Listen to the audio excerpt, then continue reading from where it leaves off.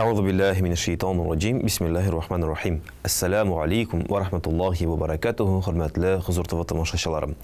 Эфирда иммунасырет тапшыруы сездән килеп ишкән сорауларга шушы студиябызда хөрмәтле имамнарыбыз, остазларыбыз, галимнәрбез белән җавап таба торган тапшыру. Иншалла, әле андый сорауларыгыз бардыр, калгандыр, һәм бигрәк тә бүгенге тапшырудан соң да әле сорауларыгыз күп туачактыр. Аларны безгә юллый аласыз. Иншалла, аларга да җавап кайтарырга тырышырбыз. Раббыбыз Аллаһ файдалы тапшырулардан кылсайды. Инде бүгенге тапшыруга килгәндә, хөрмәтле тамашачыларыбыз, юкка гына бүгенге тапшырудан әле сорауларыгыз күп булыр дип әйтмәдем, чөнки без бүген үзебезнең Казаныбызның Гадел мәчете имам хатибы Рөстәм хәзрәт Бакиров белән үлем турында сөйләшәчәкбез. Рөстәм хәзрәт, ассаламу алейкум ва рахматуллаһи ва баракатуһ. Ва алейкум ассалам ва рахматуллаһи ва баракатуһ. Инде шуннан да хәзрәт белеп килдегез теманы, үлем турында икәнен шундый бер сорау инде менә имамнарга дип әйтгәндә, үлем турында сез нинди насихат бирер идегез үзегезгә? Бисмиллаһир-рахманир-рахим. Ассалату вассаламу аля расулина ва аля али ва сахби аҗмаин. Әлбәттә, үлем ул уята торган бер этәргеч. Чынлапта без бу тормышта яшәгәндә гафләттә яшибез. Гафләттә дигән сүз көн саен бер гадәткә киреп итәбез. Мәсәлән, мәктәпкә барган балабыз инде 11 ел бер җиргә бара, ике җиргә кайта. Эшкә барган җир көн саен эшкә барган кеше бер урынга бара, хезмәткә өенә кайта. Һәм көннән бер көндә тормыш үтеп киткәндә сизми калабыз. Һәм тормыш үтеп киткәч, күпчелек очракта кеше инде дингә килә, уянып китә һәм ишеткән бар, иртәрәк башласак иде, дингә керсәк иде дип. Шуңа да үлем турында уйлаганда кызганыч дип әйтеп булмый. Бу Аллаһтан бер язмышы тәкъдире, бер гаиләдә якын кеше китеп барса, хәтта ки андагы бала яшь булса да, үлем күргәч уяна дигән сүз уйландыра башлый. Туктале, бездә бит бер шушындай бер фикер бар. Дингә киләбез, ул ягайгач, лаеклы ялга чыккач, пенсия чыккач, һәм кеше туктап кала. Яшь кенә әтисе китеп барды, яки әнисе китеп, яки инде бик җиңел булмаса да баласы китеп баргач, барбер яшьләр 20-дә, 25-тә гаилә корган яшьләр уйлана һәм уяна. Шуңа да менә шушы үлем ул уятучы бер хикмәт һәм нигъмәт. Дин галимнәре нәрсәдие, үлемгә сез рәхмәт белән карагыз ди. Чөнки авырлык белән карасак, аннан бер нидә дә файда ала алмабыз. Рәхмәт нәрсәгә? Һәрбер әйбернең үзенең бәясе бар. Шундыр әйткәндә, һәрбер әйбернең үзенең бәясе бар. Аюб пәйгамбәребезне искә төшәсем килә. Менә Аюб пәйгамбәребез аңа авыру килгәч, бүтән шәйтан син нәрсә пәйгамбәр белән дуа кылды, син тирләсен дигәч, мин ничек уялмаенча, ничә ел сәламәт яшәдем, Аллаһ та сәламәтлек бирде. Һәм менә хәзер ничә генә көнгә, яки ничә генә вакытта мишек зарланып, Аллаһ телән сәламәт сорыйм ди. Кай гаделлек.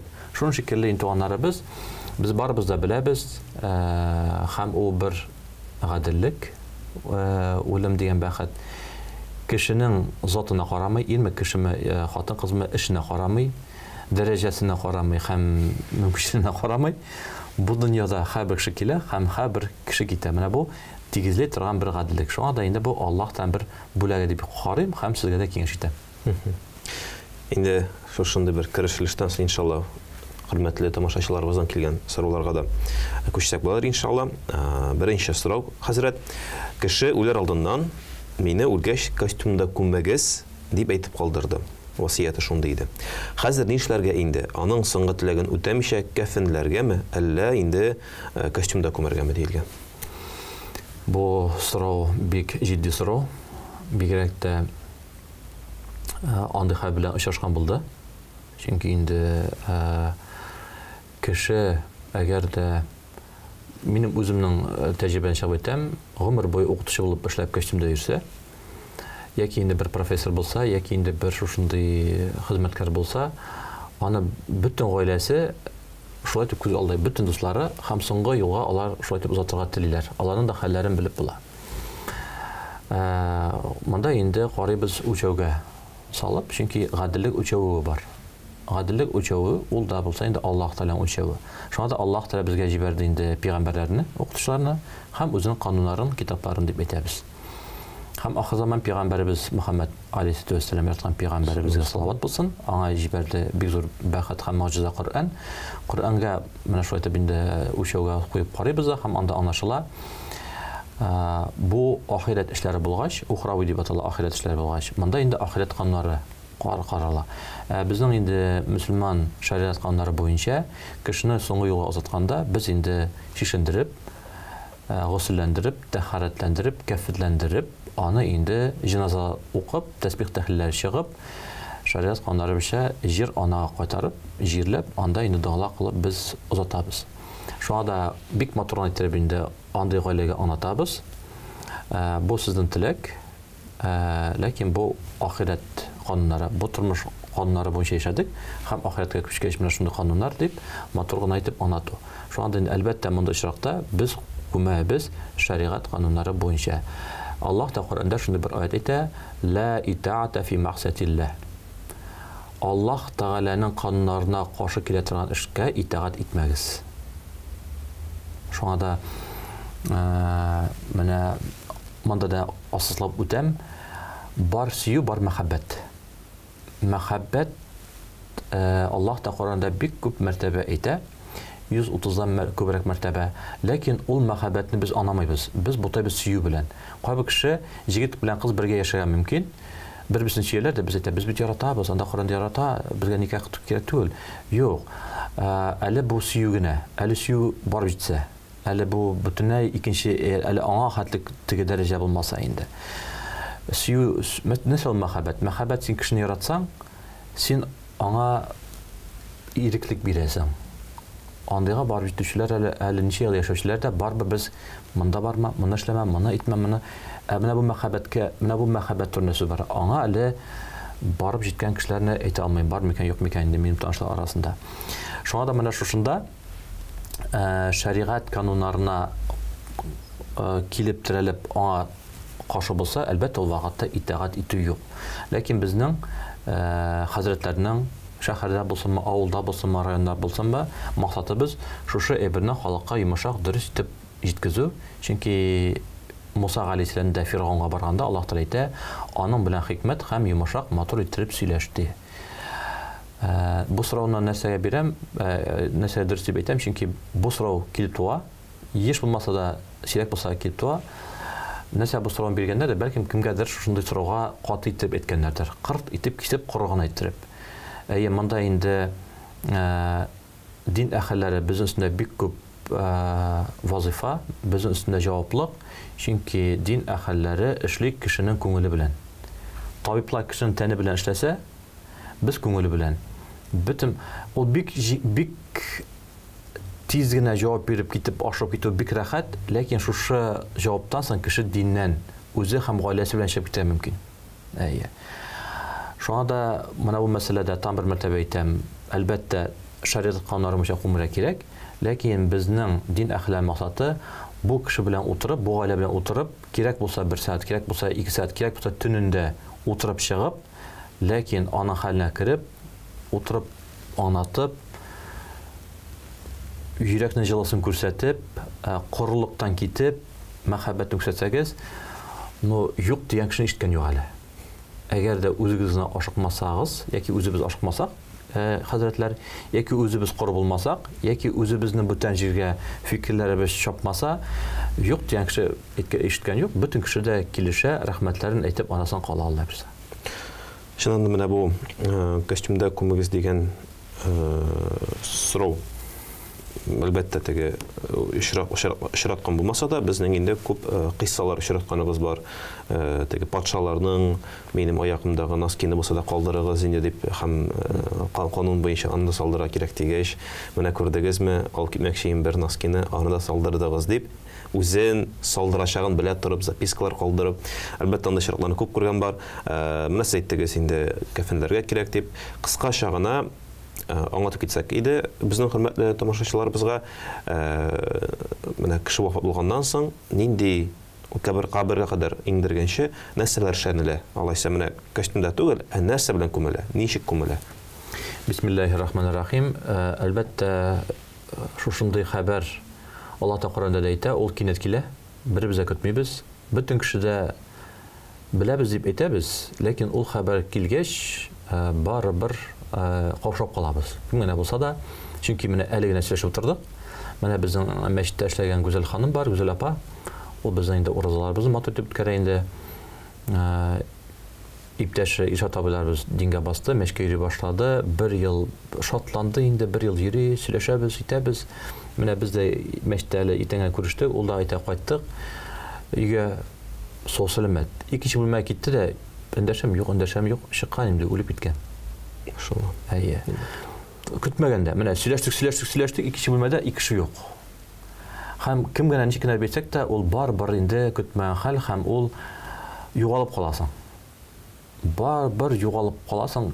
Көндәлек әйбер булса бер хәл. Көн саен кием кисәң, көн саен эшкә барсаң, бар әмендә югалып каласың. Шуңа да әлхәмдүлилләh, Аллаһ рәхмәтләре булсын, безнең җирлектә караганда инде мөфтиятыбызга. Чөнки мөфтият тарафыннан һәр имамга, һәр районга, шәһәргә, авылга бар шушындый укыту курслары, повышение квалификации имамов.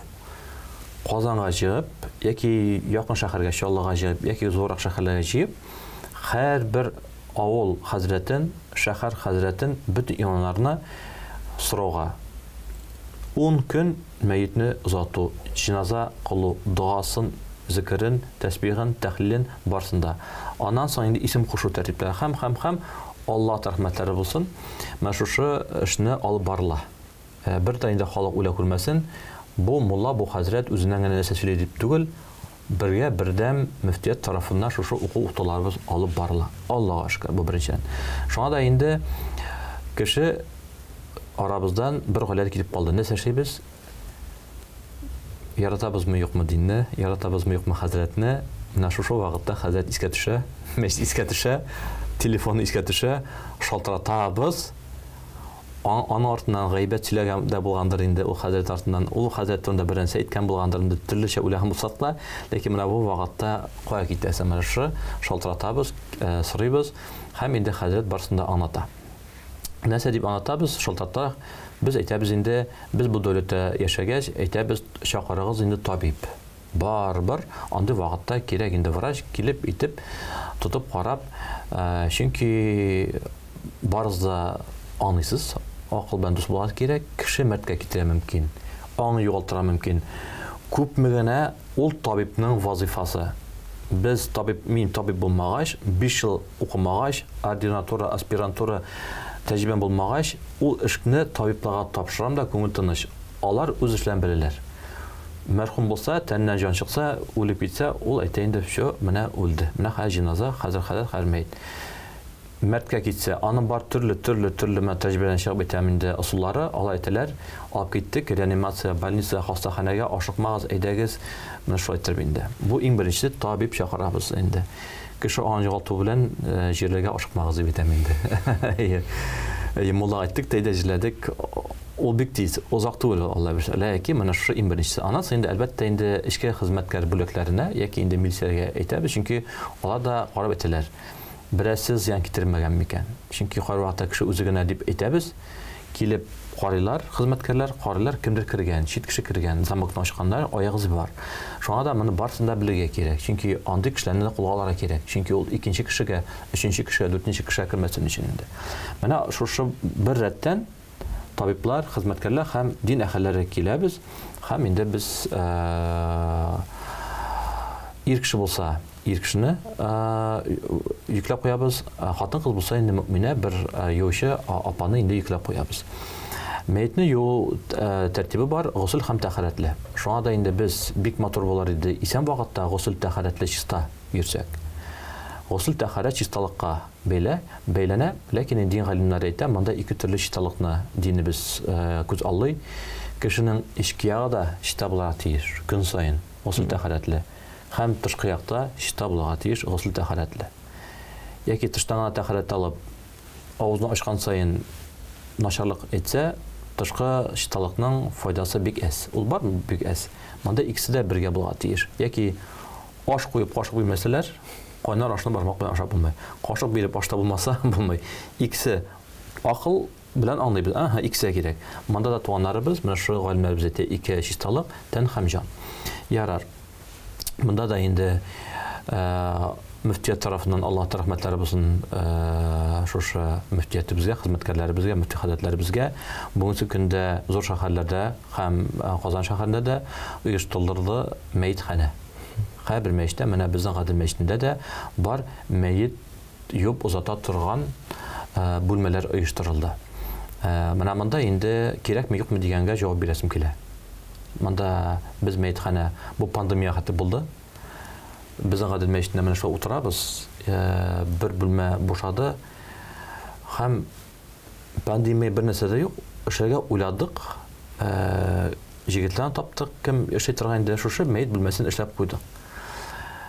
Бар бер мәхәллә икегә бүленде, берсе әйтә, безнең гореф гадәтләр буенча кеше үлгәч өйдә юрак кирәк, өйдән апчак битәргә кирәк дип инде бер кеше, икенче кеше әйтте. Хәзрәт, менә бик матур бик дөресләдегез. Мин китсәм, бу васыять итеп калдырам, мине менә шунда җуып узатыгыз. Аның ничкәлекләр бик күп. Ансын инде кирәк булса инде анасын әйтербез. Пандемия башланды. Вирус дип әйтәбез инде менә шушы. Һәм Аллаһ та шулай дип әйтте, шулай күрсәтте безгә. Кем нәрсәгә сез шулай дип гореф гадәткә каршы буласыз, нәрсә мәчеттә юа башладыгыз, нәрсә сез өйдә әле кеше килүмәс дигәч, шушы кешеләрнең якыннары хастаханәдә үлде. Өйгә алып кайтырга куркалар. Безгә дә ләгә бит. Әйе. Килеп, менә шушы кеше, хәзрәт, әйдәгез сезне менә монда гына юып узатыйк әле ди. Хәзрәт киреп юсайсын. Мутвакка вот. Менә Аллаһ Тәгалә бар шушы көнгә күтешерә ул. Берсеннән үстен булсак, тәнкыйть булсак, бәя бирсәк, тәнкыйтьләсәк, Аллаһ Тәгалә барбер төшерә дип әйтәсем килә инде. Аннан соң юл узаттык, аннан соң ул кеше инде рәхмәтләрен әйтте. Әйе. Менә шушы әлбәттә бер кешегә дә әйтмим, яхшымы юк, начармы дип инде һәр бер кеше үзен белә. Ләкин мәчетләребездә шушындай мөмкинлек бар, мәчеттә килеп, юып узатып була. Мәчеттә килеп узатуның хикмәте нәрсә? Анда суыткыч бар. Чөнки бигрәк тә җәй көннәрендә эсседә тән аңлыйбыз инде бозыла. Икенчедән, анда инде бөтен җир плитка. Өйдә юсак, исәк, диван, матрас, мендәр, штора, тюль чәчәргә мөмкин мәйет суы инде. Өченчедән, безнең мәчет урман кырында булгач, безнең мәйет суы китми канализация безнең урманга, махсус урынга гына китә. Менә шуңа карасак, ул бигрәк тә нык туры килә инде безнең шариат кануннарыбызга. Шушы вакытта инде без әлбәттә хәбәр алабыз иманлы кеше турында. Иманлы кеше турында хәбәр алдык, мәрхүм булды, яки мәрхүмә ир кешегә юучы ир кешене, хатын-кызга хатын-кызны биреп, ул вакытта башта инде мәйтханәбездә кешене юганда инде гаврат урыннарын чистартабыз. Башта. Әлбәттә анда кары ярамый, чүпрәк куябыз, башта чистартабыз. Аны чистарткачтан соң су белән җибетәбез тәнен. Беләсезме микән, юк микән, кешенең тәненә җан чыккач, кешенең тәннәре ката. Әйе. Аннан соң гына без инде гусул белән тәһарәтләнәбез. Гусул белән тәһарәтләнгәнчән соң, аннан соң безнең читтә безнең камфора салабыз. Ул камфораның максаты тәннән төрле микроблар бетереп, шуннан бит ис чыга. Тәмле хушбуй исләре кисен өчен, аның урында бәлким төрле әйберләр кулланып буладыр, ләкин без гадәттәгечә шушы әйбер буенча барабыз, камфора соңгы кумганга салабыз да, шулай итеп чакатып, хушбуй тәмле ис килеп кала. Аннан соң без инде кәфенләп тәхлил чыгабыз. Тәхлил чыккачтан соң җиназа укыйбыз. Безнең мәчеттә булса инде мәчеттә чыккан бөтен кеше намазга чыгып, намаздан соң җиназада катнашабыз. Җиназада күбрәк мөселман тәхәлләтле намазы кеше катнашса, әҗр савабы бу мәрхүмгә күбрәк була, Алла бирсә. Һәм шулай итеп инде алып китәбез, яки якындагы зиратка, яки кеше әйтә инде, мин авылга барып күмәм дип инде. Хатын-кызларны хатын-кызлар, икешеләр кешеләр. Шунда сорау бирәләр инде, менә минем хатыным үлде, мин аны җуа аламмы? Мин бит аны күргән бар тормышта. Ләкин галимнәребез әйтә, кешенең тәненнән җан чыккач, никах үзелә. Шуңа да инде там бер мәртәбә әйтәм, ир кешеләребез, андый кешеләребез бар, хатын-кызларыбызны, мөэмин апаларыбыз, хатын-кызларыбыз юып узата. Шуңа да исән чакта бәлки инде күбрәк аралаша кирәк, яратсак. каршы әйтмәскә кирәк, тыйнак булырга кирәк, яратырга кирәк. Чөнки тәннән җан чыккач, ул хөрмәт белән карайбыз дип әйттек. Тәнгә дә җанны яратабыз. Җан бер кайда юкка чыкмый, ул мәңгелек. Менә шушы җанга дуа кылып, үзебезне әзерләп, үз өстебездә инде иншалла эшне алып барабыз. Иншалла шуласын, инде хөрмәтле хозурлы тамашачылар, исегезгә төшерәбез. Эфирда имамның сыйрак тапшыруы бара. Бүген бездә кунакта Казаныбызның Гадел мәчете имам хатибы Рөстәм хәзрәт Бакиров. Һәм без бүген шушы катлаулы, бәлки кемгәдер куркыныч булган темадыр инде үлем турында сөйләшәбез. Хәзрәт, алдагы сорау: мәетне соңгы тапкыр күрер өчен кәфенләнгәннән соң кәфенне ачып карарга ярыймы? Төрле чираклар булырга мөмкин. Мәсәлән, кемнеңдер анда туганы Уралдан кайтып җитмәгән, тагын нәрсә, һәм менә инде күмер алдыннан кайтып җиттеләр, күрәсе килә дип әйтәләр ди. Төрле чирак булыр мөмкин. Менә шушы мәйет булды. Гусул тәхәрәтле алып кәфенләнде. Һәм инде алып чыктык җиназа хәтлек, һәм кеше әйтә, ярактан кайта ачып күрсәтсәк буламы юкмы дип. Монда галимнәребез ике төрле фикергә килә. Бер төрле галимнәр инде ярамай дип әйтсәләр, икенче төрле ярый ди, ләкин бер шарт белән анда инде кеше кагылмасын дип. Без беләбез, кайбер шаригать кануннары буенча китаплар язылган, тәхәрәтне бозу гамәлләрендә кыз иркешә тисә, иркеше хатын кызга тисә, ул инде мәхрәм булмаса, тәхәрәте бозыла дип шушы галимнәр бишәк әйтә, ачып күрсәтсәк була һәм тигезмәскә генә дип инде. Шуңа да инде әлбәттә бу очракта менә шушы үзебез карыйбыз, мәетне алып чыктык, кешеләр сорамады. Үзебез ачмыйбыз. Мәетне алып чыктык, кеше сорады, ярактан кайта, якыны, туганы, баласы көтүп кенә торыйк инде. Ул вакытта ачып күрсәтәбез һәм әйтәбез, калмыйбыз, ачып күрсәттек. Әйе, бу сезнең якыныгыз, чит кеше түгел. Алар алдына каплыйбыз, җиназа укыйбыз да һәм инде алып китәбез.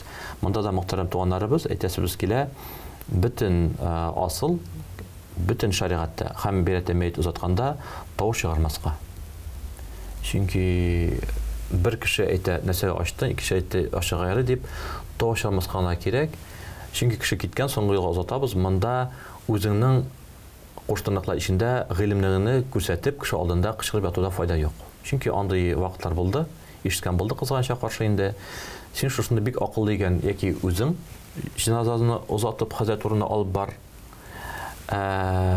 Җиназа укып хәзрәт урынына алып барыр өчен анда мәдрәсә укырга бетерә кирәк.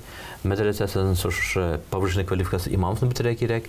Син шушы тәҗрибәдә эшләргә тиешсең, аннан соң анлыйсың, ул әйбер рөхсәт ителгән икән. Шуңа да инде менә андый вакытта килеп чыгалар. Ул вакытта киңәш итәм, имам килгән икән, имам дигән сүз менә алда намаз укыган шикелле. Намазы башлады дигән имам, арттагылар уйлар. Ләм-мим бер тавыш юк. Имам килде дигән сезгә, ул үзенең өстенә ала җавапны. Дөресме, юкмы, ул өстенә алды. Сез килгәч рәхмәтне әйтеп, имам артын нәрсә эшләтте, шуны артыннан инде барабыз да һәм инде узатабыз. Бөтен хикмәт кеше исән вакытта да таш куптармаска, кеше инде мәрхүм булгачтан соң таныш кына узатырга. Иншалла булсын. Инде алдагы сорау: татар мөселман кешесе хаҗда вафат булса, аны кайда җирләргә яхшырак булыр? Туган ягындамы яки Мәккәдәме? Бәлки ватанында зиярат кылучылар булу сәбәпле туган якларга кайтарыргадыр аны дип, шундый кысыклы сорау килгән. Аллаһ рәхмәтләр белән безнең инде иң беренче думырта хаҗга һәм хаҗ белән шөгыльләнүчеләргә рәхмәт әйтәсем килә. Шушы мөмкинчелекләр булгач, шушында сорауларда килеп чыга. Икенчедән инде безнең Аллаһ рәхмәтләр булсын, мөфтиятләребез хаҗга бару алдыннан бирә инде кешегә үзенең васыятнамасын һәм әйтә. Без инде белергә тиешбез, васыят нәмә без калдырырга тиешбез. Шушының берсе хаҗга барганда анда бер өлеш бар. Бер хәл булса, мәрхүм булса, мин монда калдырыргамы яки инде акайтып күмергәме? Менә шунда бу мәсьәлә шишелә, туганнарыбыз. Бу мәсьәлә шишелә. Чөнки кеше барганда, ул аның хаҗы, ул аның тәне, ул аның җаны, ул аның гомере, ул аның тормышы, ул үзе акылында хаҗга бара алгач, чөнки хаҗга баруның тәртибе бар. Муким булат яки үз акылында булырга тиеш, балигатка ирешкә булырга тиеш, сәламәт булырга тиеш, мөмкинчелек булырга тиеш, һәм ул мәшру васыят буенча инде анда җирләнелә. Әгәр дә шушындый васыят әйтелмәенчә калса, ул әйтелә, ләкин инде әйтелмәенчә калса дип әйтәбез инде. Туганнары менә мин булды шундый вакыйга, әйтәләр. Bütün чыгымнарны чыгабыз, монда алып кайтып җирләйбез. Нәрсәгә? Чөнки барбер зираттан кара кирәк, аны тәрбияләргә кирәк, барга кирәк, су сибәргә кирәк, үләннән кара кирәк дип инде алып кайтып монда җирләйләр. Нәрсәгә? Чөнки анысы үзләре монда балалары, оныклары шунда бер истәлеккә дигән инде зиярат алып кайтып күмәр алалар. Чөнки безнең Татарстаныбызда ул якта безнең инде җитәкчеләргә бик зур рәхмәт. Һәр бер шәһәрдә, һәр бер районда, һәр бер авылда мөселман зираты бар. Берсе каршы килми. Мөмкинлекләр бар. Аллаһ шәрәгать буенча, матур гына әйтеп, дин каннары буенча инде күмә узата алабыз. Гомумән, ни Мәккәне алсак яки Мәдинәне алсак, mesela Мәдинәдә булды ди кеше, ул кешене кая күмерләр иде? Мәдинәдә булса, ни ди зиратта? Бакый зиратынамы? Васият етмәсәме? Васият әйтсә. Менә мине шунда күмәгез дип. Әйе, васият әйтсә, әлбәттә инде ул кеше васият итеп калдырса, шушы васияты буенча бу васият дингә каршы килми. Без әйттек бит, ла итаата фи мa'сиятилlah, Коръәндә аят бар. Әгәр дә кеше үзе әйтә алмаса, аны карай бер шариат кануна туры киләме, юкмы? Мирас мәсьәләсе. Бер шулып китте, мәсәлән инде мирас буенча Коръәндә бар ничек җирләргә. Балалар юкты. Мин аны карадым бит, теге бит минем туган бит инде гомер буе анда икенче шәһәрдә яшәде. Шуңа да менә монда инде безнең Аллаһка шөкер бар, Аллаһтан зур бүләге Коръән буенча васият шариатка туры килсә, әлбәттә шариат буенча инде без хөкем чыгарып, шул рәвештә инде күмәбез, җирләйбез һәм мирасны өләшәбез. Мәккә һәм Мәдинә яки бүтән җирдә үлем турында туганнарыбыз, моны инде икенче ягын әйтәсем килә. Аллаһ субханаху ва тааля безгә бик хикмәтле бер аят әйтә Коръән Кәримдә. Сез ди бер шәйберне бер кашында белмәссез ди. Шушы аятны инде Аллаһ берсә укып китмәкче булам. Бисмиллаһир-рахманир-рахим. Луқман сүрәсендә Аллаһ Таала әйтә: "Инналлаһа индаху". Аллаһ Таалада гына бөтен бер әлбәттә. Һәм безгә адәм балаларының анасын өчен Аллаһ Таала 5 мисал күрсәтә сезгә ди. Я'ламу ма фил архами علم الساعة ينزل الغيث يعلم ما في الأرحام وما تدري نفس ماذا تكسب غدا وما تدري نفس بأي أرض تموت إن الله غالب خبير صدق الله العظيم. الله تعالى әйтә, бөтен берне мин беләм, һәм сезгә 5 мәсәлән 5 мисал китерәм ди. Беренчедән, Аллаһ Таала белә кыямәт көне кашан җитәчәген. Шуңа да менә бу мәсьәләдә дә нәрсәгә Коръән буенча барсак, Коръәнне дөрес аңласак әле, барсак, асыллап бетәм, Коръәнне дөрес аңласак, чөнки Коръәнне дөрес аңларга кирәк әле. Бу икенче бер бик зур дәрес. Кайбер вакытта ту, менә мин бик ошады Мөхәммәдия мәдрәсәсенең безнең мәчеттә, Гадел мәчетендә без әле генә килгән кешеләргә 3 ел укытабыз. Тәһарәт, мөгаллим сәни, ничек дуа кылырга, кыйблага, гауратына һәм 3 ел укытабыз. Һәм 3 ел гыйльме белән керә алалар мәдрәсәгә инде. 1000 еллыкка яки Мөхәммәдия һәм Рәсәй Ислам институтка калган мәдрәсәгә. Мин шәкертләрне җибәрдем дә, шәкертләр кайтты беренче курста, беренче дәрестән. Мәктәп ничек сезнең инде карашыгыз? Безгә дип бер устаз алып килде ди. Менә без 40лап кеше, бик күп кеше, Аллаһка шөкер, мәдрәсәгә баручылар без Аллаһка шөкер бар. Кайчандыр мәчетләрбез буш булса, менә хәзер шушындай шатлыклы хәл күләм бар, сыйфатта булсын дип дагада калам. Амин. Һәм әйтте ди, барыгызда Коръән алдыгызмы тәфсире? Әйе, барыбызда хәзрәт дип әйтте. Кайсысын алдыгыз? Менә шуны алдык дип күрсәтәбез ди. Һәм ул хәзрәт әйтте, менә ди. Мәдрәсә битергәнчә хәтлек, аны ачып та карамыйсыз дип әйтте ди. Мәдрәсә битергәнчә хәтлек, аны ачып та карамыйсыз. Нәрсә дигән сүз? Коръәнне ачып тәфсирен әле, галәп төндә тәфсирен ана өчен әле, галимнәр тәрҗемә иткән ана өчен әле 5 ел син укырга тиешсең. Менә 5 ел укыгач, диплом биргәч яки хәзрәтләр анадылар, син анаганлыгына. Диплом биргәч кенә син ачып. Бүгенге көндә ул Аллаһтан бер хикмәте әлбәттә, ләкин кеше дингә килде, ачты үзенчә 30-40 гомер буенча яшәгән шулай итеп тәҗрибәсе белән аңлады. Бернинди мондый әле тәҗрибә юк. Һәм әйтә дин шулай дип әйтә һәм дин булай. Шуңа да һәр вакытта без күрәбез дин кешеләре мондый, мин мәчеткә бармыйм, мәчеттә шундый дим инде. Ул диндә андый түгел. Пәйгамбәрдә андый булмаган, алейһиссәлам. Коръәндә андый түгел. Менә әле генә килеп дөрес аңламаган кешеләр үзенчә аңлатып, ничектер үзләрен күрсәткәнгә күрә кеше шулай тартылмый. Динебез бик матур, бик тәмле. Пәйгамбәрбез саллаллаху алейһи ва саллям бик яратабыз, бик дөрес. Ләкин менә шу кеше өчен.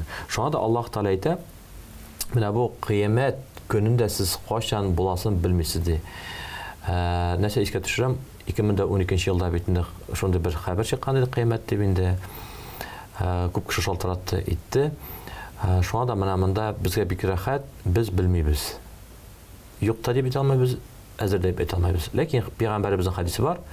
Сезгә кыямәт җиттергән хәбәр килсә, сезнең кулыгызда үстемтә булса, чыгып утыртыгыз ди.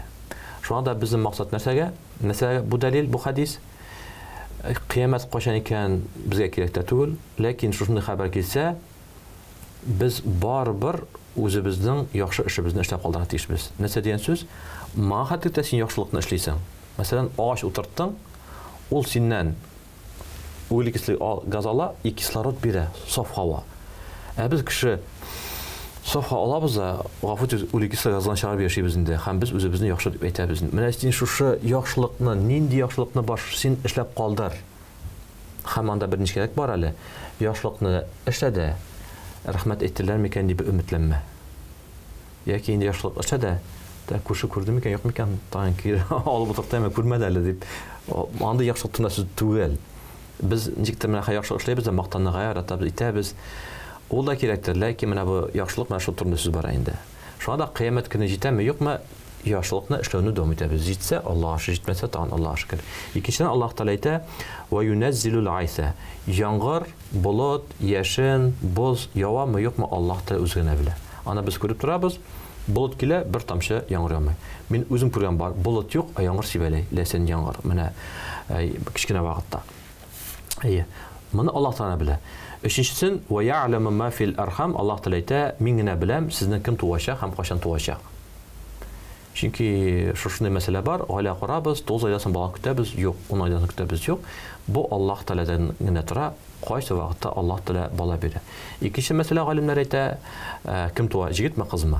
Һәр вакытта үзидә эшләтәләр, бер малай көтәләр, яки кызны көтәләр, малай килеп туа. Чөнки монда бер дә шикләнәсе юк, бу Аллаһ Тәгаләнең хөкеме. Бөтен бердә һәм бусыда ди Аллаһ Тәгалә.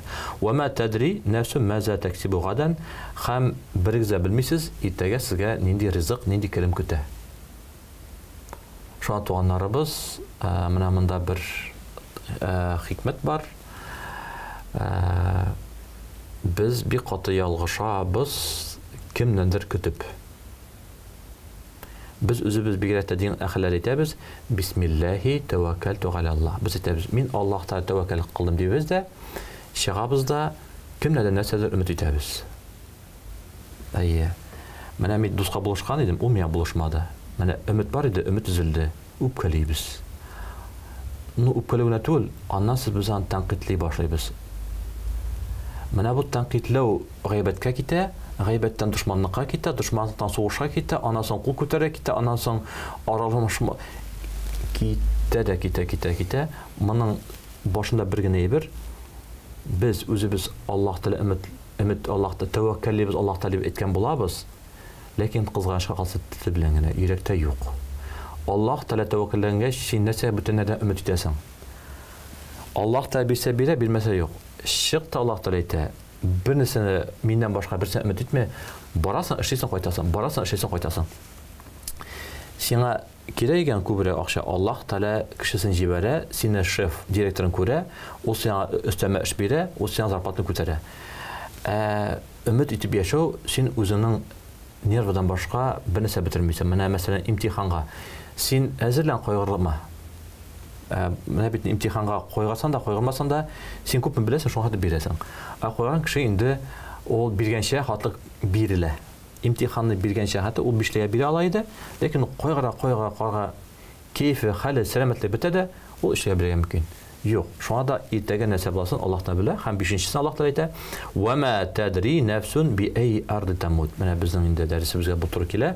Лукман сүрәсендә берегез дә белмисез кайсы җирдә үләсез. Мәккәдәме, Мәдинәдәме, Актаныштамы, Казандамы, Сабадамы, беребез дә белмибез. Һәм бу белү безгә нәрсә бирә? Бер нәрсә бирми. Безнең җаныбыз мәңгелек, без Аллаһ Тәгалә белән, Аллаһ Тәгалә безнең белән. Монда иң әһәмиятле әйткәне бер шей инде, иртәннән алып йокланганча хәтлек инде излекте яшәргә, туганнан алып үлгәнчә хәтлек излекте яшәргә.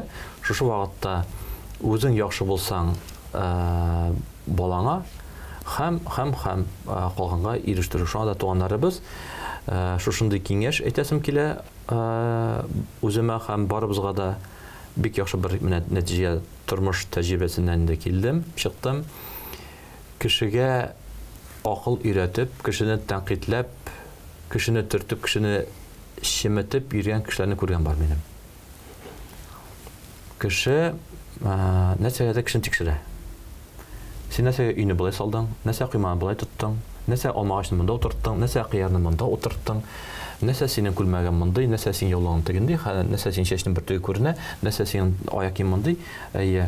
Һәм менә үзем генә инде, бәлки мин дөрес түгелдер, ләкин тәҗрибәдән чыгып әйтәм, андый гаиләләрдә кунакта булырга туры килде. Һәм шушында гаиләдә кунакта булгач, үзенең өе булай тора икән, үзенең кыймасы кәкре икән, үзенең баласы яулыксыз икән, үзенең бер җире пешрак икән, һәм. Яки үз өстендә эшләү бик авыр. Шунда кеше бүтән кешеләргә теге авырлыкны йөкли. Менә монда Аллаһ та гел әйтә: "Нәфс, үзең. Безнең туганнарыбыз, максатыбыз, әйтәм бит, үлемнән курка кирәк түгел, куркыныч әбер түгел ул. Ул йоклап кына китү. Ләкин безнең максатыбыз үзебезнең җаныбызны уятып, үзебезнең нәфсебезне тәрбияләп яшәсәк, безгә менә бөтен кеше дә матур, бөтен кеше дә әйбәт, бөтен күрше дә яхшы Алла бирсә тыелачак. Шуңа да там бер мәртәбә инде шушы үземә һәм сезгә насихат итәсем килә, шушы сорауга җавапны әйтәм инде, иншааллаһ. Үз өстебездә эшләп, Аллаһ Тәгаләне яратып, бөтен кешедән яхшылыкны күреп, нәфсебезне тәрбияләп яшәгәле. Иншалла шабысын, хәзрәт, ни кызганыч безнең вакытыбыз чыгып килә. Шушы бер 2 минут кына калып бара, инде нурсына нур булса иде, менә без бүген сөйләштек бик күп үлем турында, вафат булган кешеләр турында, һәрберебезнең, минем, сезнең һәм безнең тамашачыларыбызның вафат булган кардәшләре, әти-әниләре, әби-байлары бар. Бәлки шушы тапшыруны аларга, үзебезнең вафат булган кардәшләребезгә бер дуга белән тәмамласак, нурсына нур булыр иде. Әйдәгез. Аллаһумма салли ала саййидина Мухаммад ва ала али Мухаммад. Я Раббым, гайз Аллам, барсы өчендә үзеңә рәхмәт, шөкр, мактау һәм дәстәнәләребезне әйтеп, сөйкле пәйгамбәребез Мухаммадка саллаллаһу алейхи ва саллям салават шәрифләребезне ирештиреп, шушы тапшыруны эшләүчеләребезгә, шушында хезмәт итүчеләребезгә, безнең тапшыручыбызны караучыларыбызга һәм бөтен адәм балаларына, һәм бөтен җан ияләренә, һәм бөтен үзенең мәхлукатларына, я Раббым, дагаларыбызны ирештерәбез. Инде үз хузурына жан тәслим кылып киткән кардәшләребезгә дагаларыбызны ирештереп, аларның авыр туфракларын җиңел, тар каберләрен киң, караңгы гүрләрен Коръән белән нурландырсаң иде. Кыямәт көнендә кубарлыгында гамәл дәфтәрләрен уң як тарафларыннан тапшырсаң иде. Мизанга куелганда изгелек һәм игелекләре күбрәк булып, сират көперләрен күз ачып йомачып үтеп чыгып, үзең вагъда итеп җәннәтләргә алып кирип, шушы арвахларыбыз барыбыздан да канәгать, күңелләре шат, урыннары оҗмактан эләсәң иде. Я Раббым, инде мәрхүмләребезгә без ничек дуа кылабыз, үзебезнең дә балаларыбыз, Я Раббым, үзебезнең дә оныкларыбыз үсеп килә, шушы үзебезнең, Я Раббым, нәселләребездә, балаларыбызда динебезне куәтләүче, нәселебезне дәвам итүче һәм үзебезгә хәйр дуа кылучылар булсалар иде. Я Раббым, гайз Аллам, үзебезнең күңелләребезгә үзеңә карата мәхәббәт ачып, бу тормышта, бу тормыш бәхетләре ахиратта үз рәхмәтеңә ирешсәк иде. Аллаһумма гфир лил муъминина вал муъминат вал муслимина вал муслимат الأحياء منه والأموات إنك أنت مجيب الدعوات وقاضي الحاجات والرافع درجات برحمتك يا أرحم الراحمين إلهي آمين. الله أكبر. الله أكبر. إنده ربنا الله قبول قصيدة شوش مسألة على طاغن بر тапшыруларда сөйләшүне дәвам иттербез, чөнки үлем темасы, гомумән ахират темасы, барзах темасы һәм әле аңа кадәр гомумән күмү, кафенләү һәм башка мәсьәләләр бик зур темалар. Алдагы көннәрдә дә хөрмәтле тамашачыларыбыз, без булар турында сөйләшүне дәвам иттербез. Әгәр дә сорауларыгыз калмаса, хәзрәткә, хәзрәтләребезгә, аларны безгә иншалла юллый аласыз. Рөстәм хәзрәт, бүген монда булганыгыз өчен, җавап кайтарганыгыз өчен сезгә Аллаһның рәхмәте булсын. Сау булашабыз сезнең белән. Ассаламу алейкум ва рахматуллаһи ва баракатуһ. Ва алейкум ассалам ва рахматуллаһи ва баракатуһ. Хөрмәтле Хозур ТВ тамашачылары, эфирда Имам Насыйри тапшыруы иде. Инде бүген без Казаныбызның Гадел мәчете имам-хатибы Рөстәм хәзрәт Бакиров белән шушы сезнең килгән сорауларга җавап кайтарырга тырыштык. Алдагы тапшыруларда да инде иншалла җавап кайтаруны дәвам иттербез. Әйткәнебезчә, сораулар калмаса аларны юллый аласыз. Иншалла шушы студиябызда аларны өйрәнербез, карабыз, җавап кайтарырга тырышырбыз. Күрешергә кадәр сезнең белән сау булашабыз. Аллаһның рәхмәте, сәламе ва бәрәкәте булсын һәрберебезгә дә. Ассаламу алейкум ва рахматуллаһи ва баракатуһ.